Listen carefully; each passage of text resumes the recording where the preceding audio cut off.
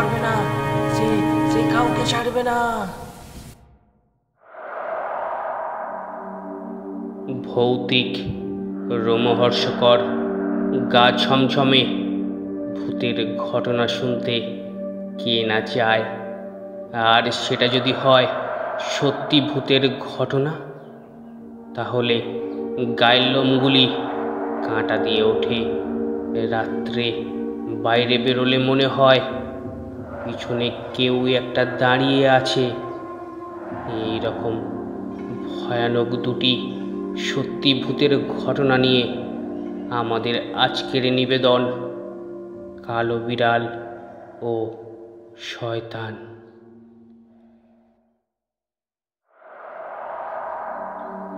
প্রথম যে ঘটনাটি আমি শোনাতে যাচ্ছি সেটি আমার এক সাবস্ক্রাইবার আমাকে ইমেল করে পাঠিয়েছে। তার ভাষায় আমি নিজের মতো করে গল্পটি শোনালাম।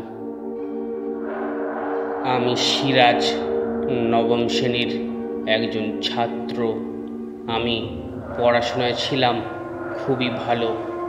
আমার অভ্যাস ছিল মধ্যরাতে পড়াশোনা করা।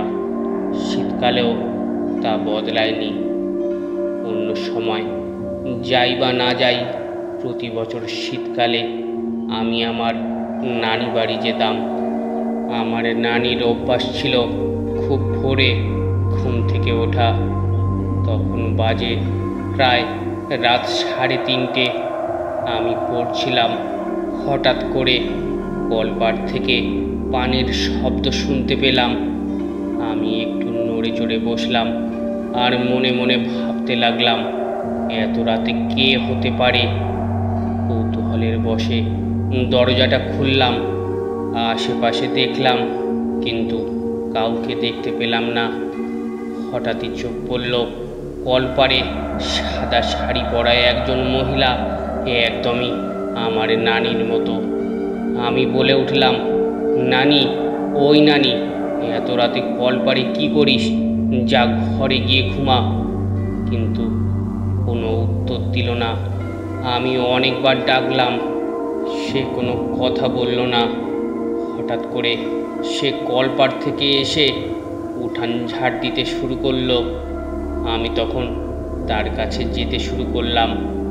আমাকে দেখে সে পুকুর পাড়ে চলে গেল। আমিও তার পিছন পিছনে গেলাম এবং দেখলাম সে পুকুরে ঝাঁপ দিল। আমি অবাক হয়ে অনেকক্ষণ ওখানে দাঁড়িয়ে থাকলাম, কিন্তু নানি পানি থেকে উঠে আসলো না। আমিও পানিতে নামবো, এমন সময় বাবা এসে বলল, এত ভোরে তুই এখানে কি করছিস? আমি বাবাকে সব বললাম। তখনই হঠাৎ করে আমার নানি ঘর থেকে বের হলো। আমি দেখে চমকে গেলাম। কিছু বলে ওঠার আগেই বাবা সব বুঝতে পেরে বলে উঠল, আর কখনো এমন কিছু হলে ঘর থেকে বের হবি না। দ্বিতীয় সত্য ঘটনাটি হলো 1992 সালের ঘটে যাওয়া ক্লাস 9-এর একটা ছেলের সাথে। ঘটনাটি সে আমাকে ইমেল করে পাঠিয়েছে। আমি ঘটনাটি তার ভাষায় নিজের মতো করে শোনালাম। একটা বিশেষ কারণে আমাকে খুলনা শহর ছেড়ে যেতে হয়। এক আত্মীয়র মাধ্যমে খুলনার কয়রা থানার চালনা এলাকার একটা হাই স্কুলে ভর্তি হলাম। স্কুলটি একদম নদীর পাশে। লঞ্চ গেলে ঢেউ এসে লাগতো স্কুলের দালানে। স্কুলটিতে মেসে থাকার ব্যবস্থা ছিল। বেশিরভাগ ছাত্রছাত্রী ছিল হিন্দু। আমি শহর থেকে এসেছি, তাই সবাই আমাকে খুব আদর করত। শিক্ষকরাও আমাকে অনেক টেক কেয়ার করতেন। স্কুলেরই পাশেই টিনের শেড দেওয়া মেস ছিল। আমাকে একদম নদীর কিনারের ঘরটা দিলেন। প্রতি ঘরে 2-3 জন ছাত্র থাকে, কিন্তু আমি ওঠার পর দেখি ও ঘরে কেউ নেই। স্যার বললেন, তোমার কি ভয় লাগবে এটাতে থাকতে? আসলে আমি একা থাকতেই ভালোবাসি, নিজের ইচ্ছা মতো থাকা যায়। তাই স্যারকে বললাম, না স্যার, কোনো সমস্যা হবে না। আমি ভয় পেতে পারি, এটা তো বলাই যাবে না, তাহলে আমার থেকে শহরের মান সম্মান যাবে। স্যার বললেন, 2 মাস পর তোমার রুমে নতুন ছাত্ররা আসবে। জানালা খুলে দিলেই নদী। গ্রামটিতে তখনও বিদ্যুৎ যায়নি, হ্যারিকেনের আলোয় পড়াশোনা। পুরো অন্ধকার ঘরে আমি কখনোই ঘুমোতে পারি না, তাই রাতে মিটমিট করে আলো জ্বালিয়ে রাখি। রাতে জানালা খুলে দিই, হু হু করে বাতাস আসে। প্রচণ্ড গরমের দিনেও পাতলা কাঁথা গায়ে দিতে হতো নদী থেকে উঠে আসা ঠান্ডা বাতাসের জন্য। যাই হোক, ছোটোবেলা থেকেই আমি বিড়াল খুব পছন্দ করি। এই মেসে ওঠার ঠিক 3 দিনের মাথায় মেসে প্রথমে একটা বিড়াল দেখতে পেলাম। কুচকুচে কালো, চোখটা হলদেটে, লেজের দিকে শুধু একটু সাদা রং। বিড়ালটিকে দেখে আমার খুব পছন্দ হলো। সারাদিন ওকে আমি দেখতাম না, কিন্তু বিশ্বাস করেন, আমার ঠিক রাতের খাবারের সময় ও চলে আসতো। আমি ইচ্ছে করেই আমার অনেক মাছ মাংস ওকে দিয়ে দিতাম। ও মাথা নিচু করে খেত, আর মাঝে মাঝে আমার দিকে আর চোখে তাকাতো। আমার ইচ্ছা হতো ওকে কোলে নিয়ে আদর করি, কিংবা ও আমার রুমেই থাকুক সারাদিন। কিন্তু ওকে ধরতে গেলেই লম্বা দৌড় দিত। কোনোদিন ওকে একটু ছুঁয়েও দেখতে পারিনি। মাঝে মাঝে অনেক রাত জেগে পড়াশোনা করতাম। হয়তো খেতে দিতে দেরি হয়েছে, বিড়ালটি আমাকে মনে করিয়ে দিত খাওয়ার জন্য। ও এসে ঘরের দরজা, জানালা আর বেড়াতে শব্দ করত। আমি বুঝে নিতাম ও এসেছে। তাড়াতাড়ি খেতে বসতাম, দরজা খুলে দিতাম। ও দূরে চুপচাপ বসে থাকতো। আমি বেশি বেশি করে খেতে দিতাম। ও চুপচাপ খেয়ে আমার দিকে আর চোখে তাকাতে তাকাতে বের হয়ে যেত। মাঝে মাঝে ওর চাউনিতে ভয় পেতাম।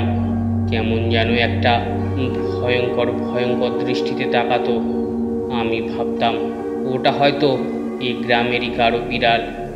কিন্তু আমাদের স্কুলটা গ্রাম থেকে বেশ দূরে, নদীর পাড়ে। তাই আমার একদিন কৌতূহল হলো ও কোথায় যায় সেটা দেখতে। একদিন রাতে ও আসলো। আমিও অনেক ভাত মাছ খেতে দিলাম। ও খেয়ে বের হয়ে গেল। আবছা আলোর রাত, আমি টর্চ হাতে ওর পিছু পিছু গোপনে বের হলাম। টর্চ জ্বালাচ্ছি না, পাছে ও বুঝে ফেলবে। হালকা আলোতে ওকে স্পষ্ট ফলো করছি আমি। দেখি স্কুলের গেট পেরিয়ে নদীর দিকে যাচ্ছে। আমিও গা ঢাকা দিয়ে ওকে অনুসরণ করছি। বিড়ালটা সোজা নদীর পানির কাছে গিয়ে হারিয়ে গেল।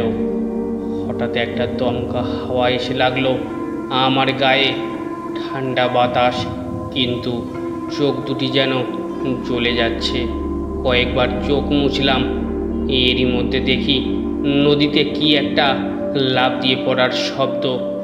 আমি ভেবেছি হয়তো বিড়ালটা নদীতে লাফ দিয়েছে। চোখ জ্বালা অবস্থায় এই এক ঝলক দেখতে পাই নদীর ওপর দিয়ে কি যেন দ্রুত গতিতে নদীর ওপারের দিকে চলে যাচ্ছে। আমি দ্রুত স্কুলের দিকে দৌড় দিলাম। ভয়ে গা কাঁপছে। অন্য সব ছাত্ররা সবাই ঘুমাচ্ছে, তাই কাউকে ডাকলাম না। দরজা জানালা বন্ধ করে শুয়ে পড়লাম। ওই রাতেই প্রচণ্ড জ্বর চলে এলো, আর চোখ দুটি ফুলে গেছে। প্রচণ্ড ব্যথাও শুরু হলো। সকালে স্যারেরা সবাই এলেন আমার রুমে। আমি রাতের ঘটনা সব বললাম স্যারদের। বাড়িতে চিঠি দিলেন স্যার। তাড়াতাড়ি সবাই আমাকে দূরের একটা মসজিদের ইমামের কাছে নিয়ে গেলেন। হুজুর চোখ পড়ে দিলেন আর পানি পড়ে দিলেন।